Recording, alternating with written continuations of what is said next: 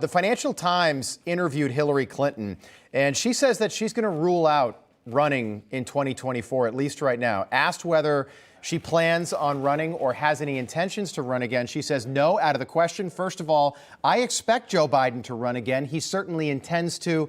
It would be very disruptive to the Democratic Party to challenge that. We saw what can happen. 1980, Ted Kennedy challenges sitting incumbent Jimmy Carter. Jimmy Carter gets walloped in the election by Ronald Reagan. And then we've got 12 years of Republican presidents. Mercedes, to you first. Do you believe her?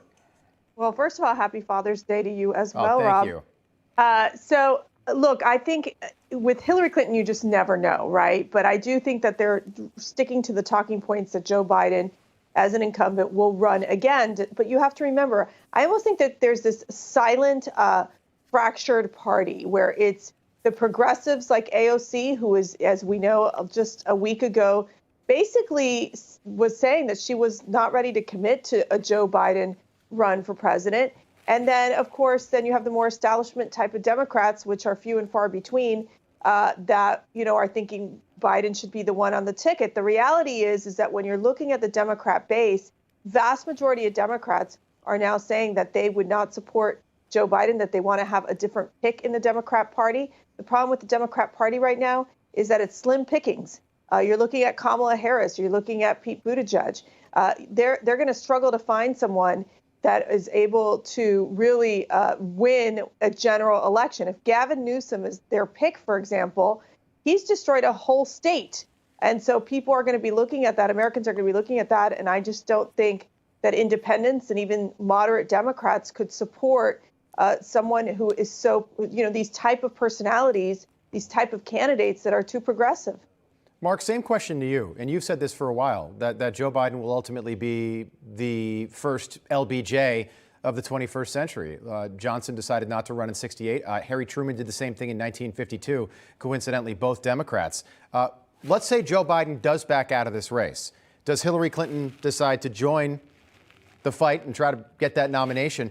And then, by the way, when would this happen? Because if he does it right after the midterms, he's a lame duck.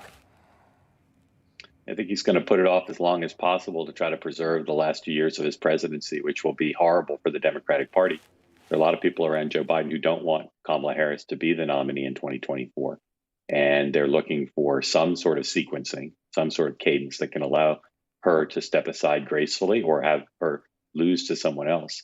I think what Hillary Clinton said is nothing close to a denial.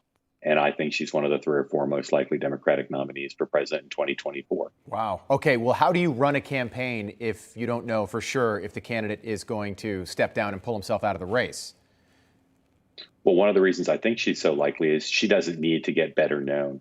Insiders know who Pete Buttigieg is or Amy Klobuchar or Cory Booker, but they're far, far away from being able to build the kind of battleship required to launch a national campaign.